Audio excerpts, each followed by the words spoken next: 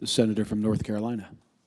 Mr. President, I rise today to support Senator Vance's resolution of disapproval for the District of Columbia's anti-police law. When lives are on the line, when seconds count, members of law enforcement are there, putting their lives on the line to protect and serve their communities.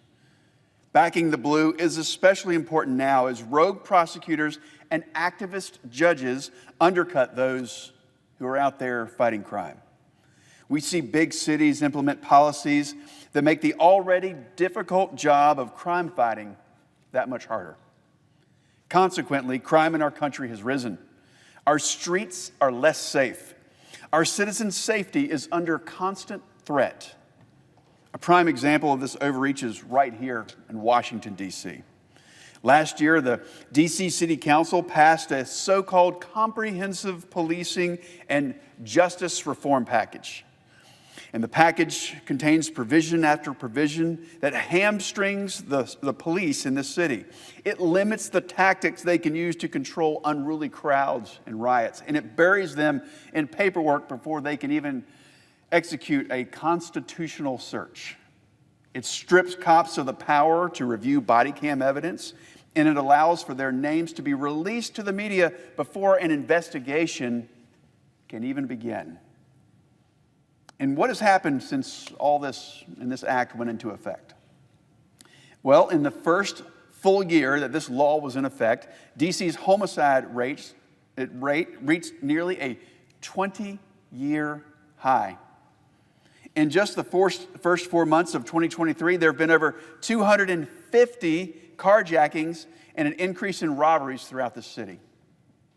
D.C.'s chief of police recently reported that the average homicide suspect is arrested 11 times before committing murder. Now, it's striking that D.C. is making it harder to arrest these criminals before they commit such heinous acts. And at the same time, the district's police union has reported that the department, quote, has lost over 1,200 police officers while only replacing 700. And the force is poised to be at its lowest number of officers since the 1970s. Congress has the authority and the responsibility to ensure public safety in the district. And furthermore, the symbol of our nation's capital under siege from crime is one that our country cannot and should not tolerate. As politicians in this city push anti-police laws, it's incumbent upon our country's national leaders to stand up to these legislative attacks on law enforcement. Now is the time for elected officials to express their full and complete support for the police.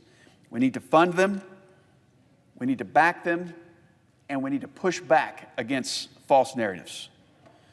Strong nations support law enforcement because these are the men and women who stand on that thin blue line between safety and chaos.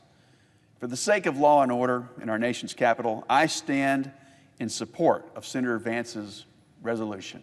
Thank you. I yield the floor.